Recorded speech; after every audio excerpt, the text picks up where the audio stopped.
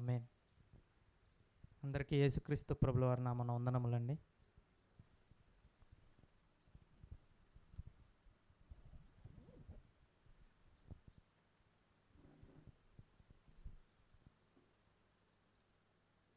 యేసుక్రీస్తు ప్రభుల వారు చేసిన అద్భుతాలు ఆశ్చర్యాల గురించి ధ్యానిస్తూ ఉన్నాం. సాధారణంగా భూమి మీద ఒక అద్భుతం కానీ ఆశ్చర్యం కానీ జరిగినప్పుడు మనుషులందరూ ఇంత టైం అని నేను చెప్పలేనులే కానీ ఒక 2-3 సెకండ్లు అనేది ఆశ్చర్యానికి గురవుతూ ఉంటారు. ఒక భూకంపం రావడం కానీ, గట్టి తుఫాన్ రావడం కానీ, మొత్తం నల్లగా అయిపోవడం ఆకాశం అంతా, అలాంటివి జరిగినప్పుడు కొంత ఆశ్చర్యానికి గురవుతూ ఉంటాం. ఇటువంటి అద్భుతాలు ఆశ్చర్యాలు అనేవి యేసుక్రీస్తు ప్రభుల వారు బ్రతుకున్నప్పుడు చాలా జరిగినాయి. అది జరిగినప్పుడు అసలు ఆయన ఏం చెప్పాలనుకుంటున్నాడు, ఒక అద్భుతం జరగడం ద్వారా ఏమి నేర్చుకోవాలని మనం గమనించినట్లయితే ఒకే ఒకటి, ఆయన యొక్క అధికారం, ఆయన యొక్క శక్తి సామర్థ్యాలు. భూమి మీద యేసుక్రీస్తు ప్రభుల వారు బతుకున్నప్పుడు ఒకటే, ఆయన దేవుడు అని మనుషులందరూ నమ్మడానికి ఆయన భూమి మీద అద్భుతాలు ఆశ్చర్యాలు చేశాడు. అద్భుతాలు ఆశ్చర్యాలు చేసేటప్పుడు కూడా ఒకే రకమైన అద్భుతం ఒక్కొక్కసారి జరిగినట్లుగా మనం చూడం. ఒక్కొక్కసాట ఒక్కొక్కటి కొంచెం వెరైటీగా జరుగుతూ ఉండిద్ది. అవి దేనికయ్యా అని మనం గమనించినట్లయితే ఒక్కొక్క సందర్భంలో ఒక్కొక్క దేవునికి ఉన్నటువంటి అధికారం, దేవునికి ఉన్నటువంటి శక్తి సామర్థ్యాలన్నీ బయటపడుతూ ఉంటాయి. అటువంటి సందర్భాల్లో ఒకటే ఈరోజు మనం చూడబోతున్నాం. అది చూద్దాం. మత్తయి సువార్త 12వ అధ్యాయము 22 నుంచి 30 వరకు మనం ఈరోజు చూడబోతున్నాం. మత్తయి సువార్త 12వ అధ్యాయం 22 నుంచి 30 వరకు మనం చూడబోతున్నాం. ఇదే సందర్భం మనకి లూకా సువార్త 11లో కూడా ఉండిద్ది. అయితే ఈ సందర్భం ఏమిటంటే చెప్తాను. మోగ గుడ్డి దయ్యం పట్టినటువంటి ఒక వ్యక్తి ఉంటాడు. ఆ వ్యక్తికి యేసుక్రీస్తు ప్రభుల వారు స్వస్థతనిస్తాడు. స్వస్థతను ఇచ్చిన తర్వాత అక్కడ ఉన్నటువంటి వాళ్ళందరూ కూడా ఆశ్చర్యానికి గురవుతారు. అటువంటి ఆశ్చర్యం పాత నిబంధన నుంచి మీరు చూసినట్లయితే ఇటువంటి చాలా తక్కువ జరిగింది. జరుగుండొచ్చేమో కానీ ఆయన వచ్చిన తర్వాత ఇలాంటి అద్భుతాలు ఆశ్చర్యాలు అనేవి జరగడం చాలా, అంతకుముందు జరుగుండొచ్చు కానీ ఇటువంటి అద్భుతాలను వాళ్ళు చూసింది చాలా కొత్తగా అనిపిస్తూ ఉంది వాళ్ళకి. అలా చూసినప్పుడు ఏమని ఉన్నారంటే పక్కనున్న జనాంగం మొత్తం ఈయన దావీదు కుమారుడు అని అనుకున్నారు. వెంటనే పరిసయ్యులు శాస్త్రులు ఏమన్నారంటే వీడుకు బయల్జబూలకు అధిపతి అయిన దయ్యాలకు అధిపతి అయిన బయల్జబూలు వలన ఈ అద్భుతాలు ఆశ్చర్యాలు చేస్తున్నాడని చెప్పేసి యేసుక్రీస్తు ప్రభుల వారి మీద నింద వేయాలని చూశారు. అప్పుడు నింద వేయాలని చూసిన వాళ్ళకి ప్రశ్నగా లేదంటే సమాధానంగా యేసుక్రీస్తు ప్రభుల వారు ఏం చెప్పారంటే, ఎవడూ కూడా తన రాజ్యానికి విరోధంగా ఎప్పుడూ కూడా ప్రవర్తించడు. సాతానికే విరోధంగా ప్రవర్తించిన యెడల వాని రాజ్యం ఎలాగా నిలిసిద్ది. కాబట్టి నేను దయ్యం శక్తి వల్ల ఇవన్నీ చేయడం లేదు, దేవుని ఆత్మ వల్ల ఇవన్నీ చేస్తున్నాను అని చెప్పేసేసి చివరిలో ఒకటి ఉపమానంలాగా చెప్తాడండి. ఆ ఉపమానంలాగా చెప్పింది అర్థం అవుతేనే మనకి ఇక్కడ యేసుక్రీస్తు ప్రభుల వారి యొక్క శక్తి సామర్థ్యం మనకు అర్థం అవుద్ది. చివరిలో ఏం చెప్తూ ఉంటాడంటే ఒక బలవంతుడు ఉంటాడు అని చెప్తాడు. ఆ బలవంతుడి కంటే అధికమైనటువంటి శక్తి కలిగిన ఒక ఆయన వచ్చి అతన్ని ఓడించి తన దగ్గర ఉన్నటువంటి సొత్తును తీసుకుపోతాడు అని చెప్తాడు. ఇక్కడ ఆ బలవంతుడు ఎవరు, అతని కంటే శక్తిమంతుడు అనేది ఎవరో తెలిస్తే యేసుక్రీస్తు ప్రభుల వారి యొక్క శక్తి సామర్థ్యం అనేది మనకి ఇక్కడ తెలియబడుతుంది. ముందుగా మనం చూసినట్లయితే ఇక్కడ ఒక వ్యక్తికి ఒకటి పట్టిందంట. అదేంటో చూద్దాం. మత్తయి సువార్త 12వ అధ్యాయం 22వ వచనం. అప్పుడు దయ్యము పట్టిన గుడ్డివాడును మోగవాడునైన ఒకడు ఆయన యొద్దకు తేబడెను. దయ్యము పట్టిన గుడ్డివాడు మోగవాడంట. ఈ సందర్భం చదివినప్పుడు ఏమన్నా డౌట్లు ఏమన్నా వచ్చినాయా ఎవరికన్నా? దయ్యం పడితే మోగోడు గుడ్డోడు అయ్యాడా? గుడ్డోడు అయిన తర్వాత గుడ్డోడు మోగోడు అయిన తర్వాత దయ్యం పట్టిందా? ఎప్పుడన్నా ఎవరికన్నా వచ్చిందా సందేహం? ఈ సందేహం కూడా రావాలి బైబిల్ చదువుతూ ఉన్నప్పుడు. అంటే దయ్యం వల్ల ఆ వ్యక్తి అలా అయ్యాడా, లేదంటే పుట్టుక నుంచి, లేదంటే మధ్యలోన ఎప్పటి నుంచో గుడ్డివాడు మోగవాడు అయిన తర్వాత ఆ పరిస్థితి ఏర్పడిందా అనేది కూడా మనకి రావాలి. బైబిల్లో మనం చూసినట్లయితే దయ్యము పట్టిన వ్యక్తులు లేదంటే ఇటువంటి సందర్భాలను చదువుతూ ఉన్నప్పుడు చాలా వరకు కూడా దయ్యముల చేతనే అతనికి ఆ పరిస్థితులు వచ్చాయని మనకి కనబడుతూ ఉంటాయి. కొంచెంసేపు దయ్యం పట్టడం అంటే ఏంటో కూడా కొంచెంసేపు ఆలోచిద్దాం. సాధారణంగా మనం చూసినట్లయితే దయ్యం పట్టిన వ్యక్తి అని మనం ఎవరిని చూస్తూ ఉంటాం, చిత్రీకరిస్తూ ఉంటాం అంటే సమాజంలో పిచ్చి పిచ్చిగా మాట్లాడుతూ, తన తానే పొడి చేసుకుంటూ, ఇతర వ్యక్తుల మీద అరుస్తూ, పగబట్టితే ఎలా ఉంటారు అలా దయ్యం పెట్టిన వ్యక్తుల్ని అలా చిత్రీకరిస్తూ ఉంటాం. కాకపోతే యేసుక్రీస్తు ప్రభుల వారు వీళ్ళకు పట్టింది దయ్యమే అనుకుంటూనే కొంతమంది వ్యక్తుల గురించి కూడా మీరు దయ్యాలకి సంబంధించిన వ్యక్తులు, మీరు సాతాను అని కొంతమంది వ్యక్తుల గురించి కూడా మాట్లాడాడు. సాధారణంగా ఈ దయ్యాన్ని ఎవరైనా గుర్తుపడతారండి? ఏ దయ్యాన్ని? ఫస్ట్ రకం చెప్పిన దయ్యం ఉంది చూడండి, పిచ్చి పిచ్చిగా మాట్లాడడం, ఎలా పడితే అలా ప్రవర్తించడం, తను తానే గాయపరచుకోవడం, ఈ దయ్యాన్ని ఎవరైనా గుర్తుపడతారని. కానీ ఇంకొక దయ్యం ఉంది, దయ్యాల్లోనే రకాలు అన్నమాట ఇవన్నీ. ఈ పట్టిన దయ్యం అర్థం కావాలంటే చాలా కష్టం. నాకు దయ్యం పట్టిందన్న సంగతి వాళ్ళకే తెలీదు. సపోజ్ ఇది ఎలా ఉందంటే, జేబులో డబ్బులుంటే జేబులో డబ్బులు ఉన్నాయి అన్న సంగతి మీకే తెలియపోతే ఎలాంటిదంటే అలాంటిది ఇది కూడా. అంటే దయ్యం పట్టిద్ది, దయ్యపు ఆలోచనల ప్రకారంగా నడుస్తూ ఉంటారు, కానీ దయ్యం పట్టిందన్న సంగతి మీకే తెలీదు. ఇది చాలా అంటే చాలా భయంకరమైన దయ్యం అన్నమాట. దయ్యం పట్టేసేసి కాలు పోవడము, దయ్యం పట్టేసేసి పక్షవాతం రావడము, దయ్యం పట్టేసేసి కుష్టి రావడము, దయ్యం పట్టేసేసి కళ్ళు పోవడము, నోరు పోవడం, చెవుడు పోవడం, ఇవి పడితే చాలా మంచి దయ్యాలు, గుర్తుంచుకోండి. ఎందుకు? అవి పట్టిన ఒక లోపమే పోద్ది. ఇప్పుడు సెకండ్ రకం దయ్యం ఉంది చూడండి, ఈ దయ్యం పట్టిందంటే అసలు మీ మనసే పోద్ది.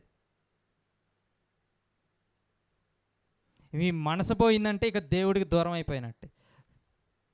ఈ దయ్యం గురించి ఎవరు బయట సమాజానికి చూపించట్లేదు. మీరు చూసినట్లయితే స్వస్థత బోధకులు అని చెప్పేసి బయట బోర్డులు పెట్టుకొని చేస్తున్నారు చూడండి, అసలు ఈ దయ్యం ఉందనేది కూడా చెప్పట్లేదు అక్కడ ఎవరు.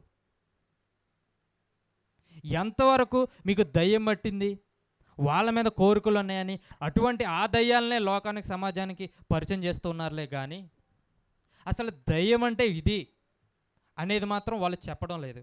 కొంచెం ఒకసారి యేసుక్రీస్తు ప్రభువారు 2-3 రకాల దయ్యాల గురించి చెప్పాడు, అవి కూడా చూద్దాం. యోహాను సువార్తలో మనం చూసినట్లయితే 8:44లో ఒక క్వాలిటీ చెప్తున్నాడు. దయ్యానికి ఒక రకమైన క్వాలిటీ ఉండిద్దంట. యోహాను సువార్త 8:44 మనం చూసినట్లయితే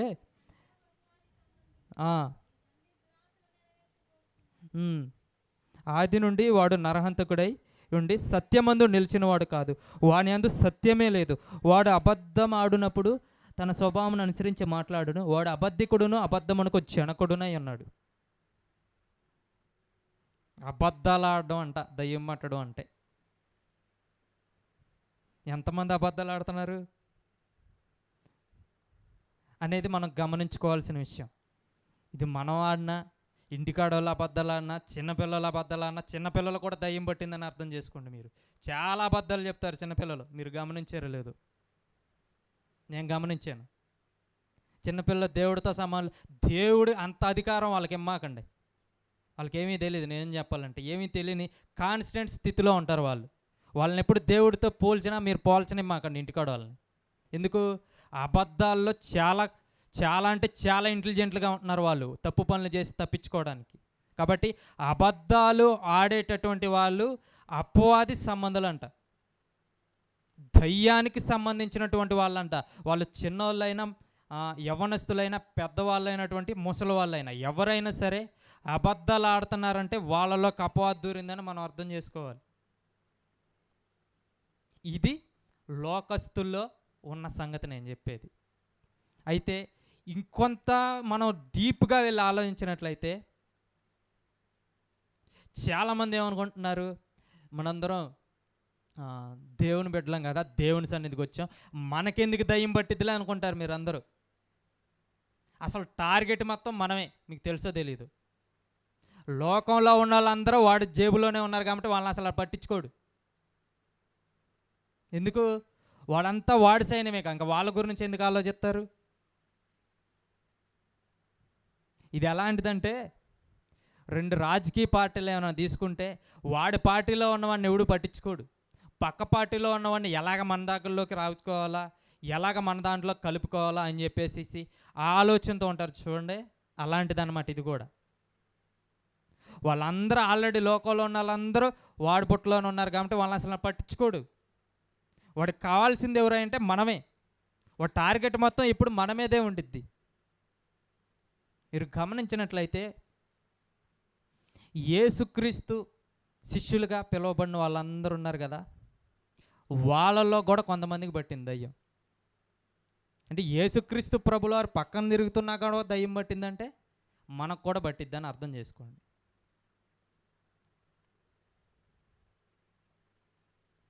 చాలా అంటే చాలా డేంజర్గా పట్టిద్ది దయ్యం, చాలా రకాలుగా. ఈ దయ్యాలు పడడం అనేది కొంచెం అవగాహన కలిగి ఉండండి. ఎందుకు? మనకు దయ్యం పట్టిందని మనకు అవగాహన వస్తే ఎవరి దగ్గరికి వెళ్ళాలి ఈ దయ్యం పట్టినప్పుడు అనేది మనకు తెలిసిద్ది. చూసినట్లయితే యేసుక్రీస్తు ప్రభుల వారు ఒకానొక సందర్భంలో నేను ఎవరేమనుకుంటున్నారని చెప్పేసి శిష్యులను అడిగినప్పుడు కొంతమంది ప్రవక్తల్లో ఒకడు, కొంతమంది యోహాను అనుకుంటున్నారు, కొంతమంది ఎవరో ఒకరు అనుకుని చెప్తారు. అప్పుడు ఎమ్మటనే పేతురు గారు నీ దేవుని పరిశుద్ధుడు అంటాడు. ఎమ్మటనే యేసుక్రీస్తు ప్రభుల వారు ఏమంటాడు? సీమోను బర్యోనా నీవు ధన్యుడవు, పరలోకంలో ఉన్న తండ్రి బయలుపరిస్తే నీకు ఈ సంగతి తెలిసింది అంటాడు. వెంటనే యేసుక్రీస్తు ప్రభుల వారు కిందకు వచ్చిన తర్వాత ఏమంటాడు అనుకుంటున్నాడు? నేను తొందరలో యెరూషలేము వెళ్తున్నా, ప్రధాన యాజకుల చేత, శాస్త్రుల చేత సిలువ వేయబడి చనిపోతున్నా అని చెప్పి చెప్పనెమ్మటనే ఏం జరిగింది తెలుసా? ప్రభువా అది ఎప్పుడు నీ కలక్కుండా ఉండును గాక, అది నీకు దూరం అవును గాక అంటాడు. వెంటనే యేసుప్రభు ఏమంటాడు తెలుసా? అప్పుడు సాతానా వెనుకకు పొమ్మను. ఇప్పుడేగా దేవుడు బయలుపరిస్తే కానీ తెలియదు అన్నాడు. ఒకే కంటెంట్లో నడుస్తూ ఉండిద్ది అదంతా. మీరు గమనించినట్లయితే మత్తయి సువార్త 16లో జరుగుతూ ఉండిద్ది ఇదంతా. 13 నుండి మనం చూసినట్లయితే ఇదంతా ఒక కంటెంట్లో జరిగి 21 నుండి జరిగిద్ది. ఇదంతా ఒక కంటెంట్లో జరుగుతూ ఉన్నప్పుడు వెంటనే ఏమంటాడు యేసుక్రీస్తు ప్రభుల వారు? సాతానా వెనుకకు పోమంటాడు. అది 2 పాసేజీలుగా ఉంది. ఒకే సందర్భంలో జరిగి ఉండొచ్చు, లేదంటే 2-3 సందర్భాల్లో కొంత టైం తర్వాత అయినా జరిగి ఉండొచ్చు. ఇది వెంటనే సాతానా అన్నాడు. అంటే దయ్యము అనేది ఎవరిని విడిచిపెట్టదు, దేవుని బిడ్డల మీద ఇంకా ఎక్కువగా ఫోకస్ చేసిద్ది అనమాట. అంటే దేవునికి సంబంధించిన కార్యక్రమాలు చేయకూడదు అనుకోవడం కూడా, ఇవి వద్దు అనడం కూడా దయ్యం పట్టినట్టే. ఒక ఉదాహరణ చెప్తా. సపోజ్ రేపో ఎల్లుంటే నేను చచ్చిపోవడం దేవుడి చిత్తం అనుకుందాం సరదాగా. ఇప్పుడు మీరందరూ ఏమనాలి? అది నీకు దూరం అవును గాక అన్నారు. అంటే మీకు దయ్యం పట్టిందనమాట. ఎందుకు? దేవుడి చిత్తాన్ని మీరు వ్యతిరేకిస్తున్నారు కాబట్టి. సరదాగా చెప్తున్నా, అర్థం కావడానికి మీకు. అంటే దేవుడి చిత్తం అని తెలిసినా కానీ మీరు ఎందుకు అడ్డుపడుతున్నారు? అక్కడ మీలో సాతాను ఉందని. దీన్ని కూడా మనం కలిగి ఉండాలి. మనోళ్ళకి ఇంకోటి తెలిసిన, మనోళ్ళు ఈజీగా వాడే కంటెంట్ ఏంటో తెలుసా? మనం ఏమంటాం? ఏదో ఒకరోజు చచ్చిపోవాలి కాబట్టి బతుకున్నప్పుడే దేవుని కోసం సిద్ధపడాలి కాబట్టి ఈ రోజైనా చనిపోవచ్చు, రేపైనా చనిపోవచ్చు అంటాం. మన ఇంట్లో ఉంటారు కదా పెద్దోళ్ళు, మాకు మొత్తం తెలుసు అనుకోండి, ఏయ్ ఆ మాటలు మాట్లాడకూడదు అంటారు. అసలు చెప్పాల్సిందే వాళ్ళు ఈ మాటలు. ఏరే చచ్చిపోతాం తెలియదు కాబట్టి జాగ్రత్తగా బతకాలని చెప్పి వాళ్ళే ఏం చెప్తున్నారు, ఆ మాటలు మాట్లాడకూడదు. అంటే సావు అన్న ఆలోచనే మనుషులకు రాకుండా చేసి నాశనం చేసేది వాళ్ళే అన్నమాట. అంటే వాళ్ళకే దయ్యం పట్టింది. అర్థం చేసుకోండి, ఎవరికి పట్టిందో దయ్యం. మీరు భూమి మీద పుట్టిన ప్రతి మనిషి కూడా చచ్చిపోతాడు ఏదో ఒక రోజు. కాబట్టి జాగ్రత్తగా బతకాలని చెప్పవలసిన పెద్దలే చావు మాట వస్తేనే నీ నోట్లోకి కూడా రాకుండా ఆ మాటలు ఆపేస్తున్నారంటే వాళ్ళలోకి ఎంత ఇంజెక్ట్ అయిందో ఆలోచించండి మీరు. దయ్యం చావు అనేది ప్రతి ఒక్కరికే వచ్చింది, అది అందరూ గమనించవలసిన విషయం. అది చిన్నలు కావచ్చు, పెద్దలు కావచ్చు, మధ్యవర్తులు కావచ్చు, ఎవరికైనా అవచ్చు. గమనించండి ఎలాగా దయ్యం మోసం చేసిద్దో మనుషుల్ని అని.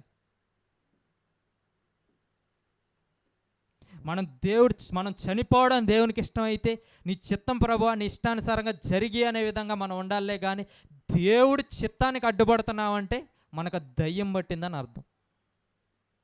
ఇక్కడ పేతురు చేసేది అదే. యేసుక్రీస్తు ప్రభువారు భూమి మీదకి వచ్చింది దేనికి? మనుషులందరి కోసం శిలువలో చనిపోవడానికి వచ్చాడు, మనుషుల పాపాల కోసం, విముక్తి కోసం. ఆయన ఏం చెప్తున్నాడు? నువ్వు చచ్చిపోకుండా ఉంటే బెటర్ అంటున్నాడు అక్కడ. అది మనకు అర్థం కాదు, పూర్తిగా వాక్యంలోకి వెళితేనే మనకు అర్థమవుతుంది. అలాగే దయ్యం ఏ విధంగా పట్టిద్దో మీరు తెలుసుకుంటా ఉండండి. మనకి సినిమాల్లోనో లేదంటే బయట చూపిస్తున్నట్లుగా ఏదేదో కాదండి.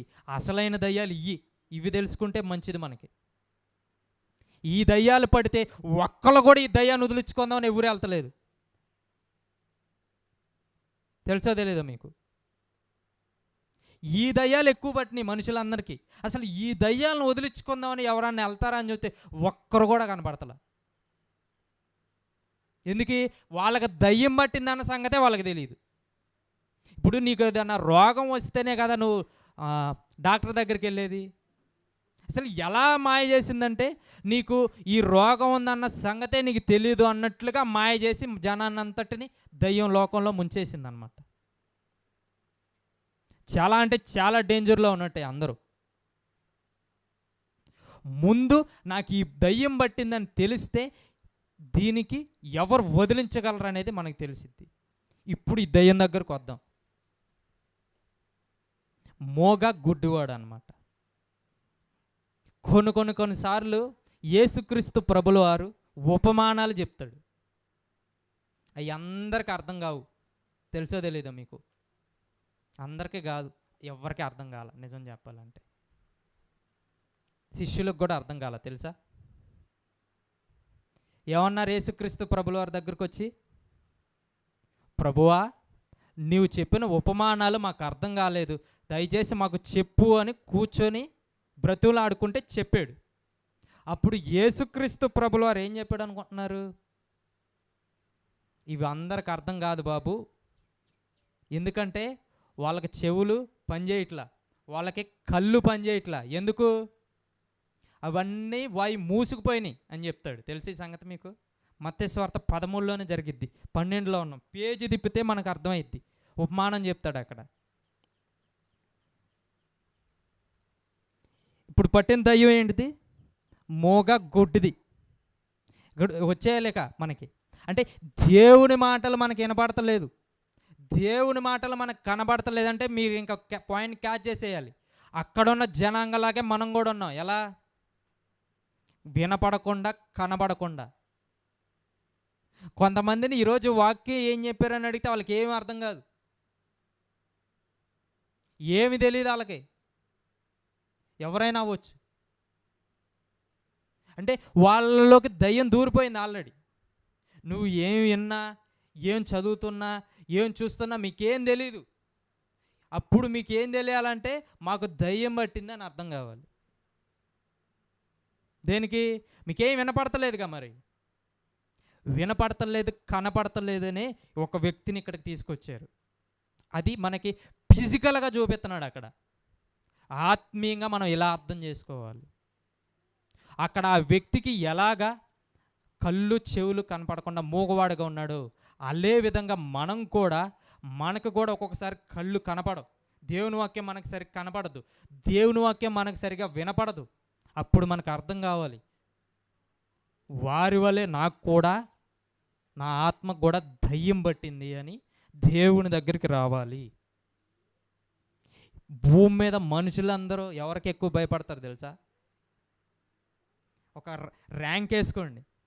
ఫస్ట్ దయ్యానికి భయపడతారు, తర్వాత మన పైన అధికారులు పనిచేస్తున్నారు చూడండి, వాళ్ళకి భయపడతారు, తర్వాత ఎవరికి భయపడతారు అనుకుంటున్నారు? మనుషులకి, చుట్టుపక్కల ఉన్న జనాంగాలకి, తల్లిదండ్రులకు, వీళ్ళకి, వాళ్ళకి, చివరిలో ఎక్కడో మూలన దేవుడికి. మీరు ఫస్ట్ ర్యాంక్ ఇచ్చుకున్న దయ్యాలు ఎవరికి భయపడుతున్నాయో తెలుసా అసలు మీకు? దేవునికి భయపడి వణుకుతున్నాయి.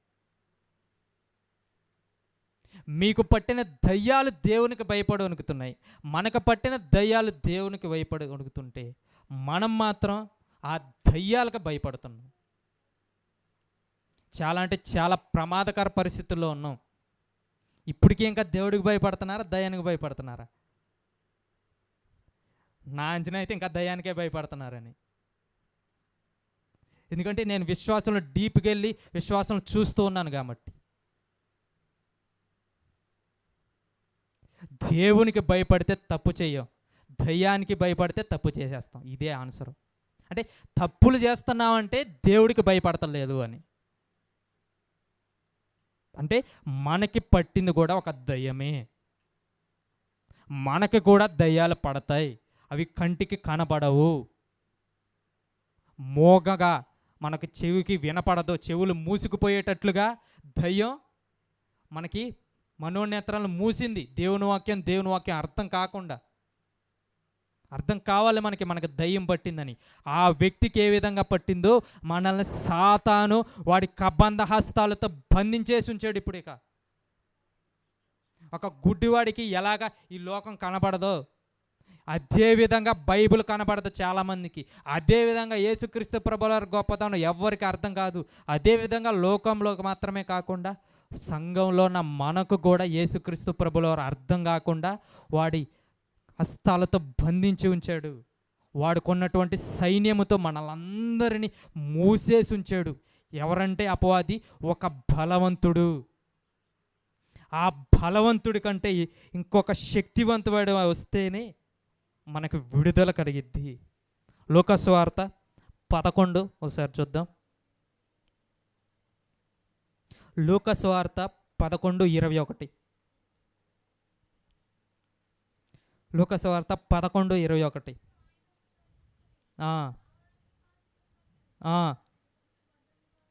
మంచిది, ఒక్క నిమిషం. ఇక్కడ బలవంతుడు అంటే అపవాది సాతాను.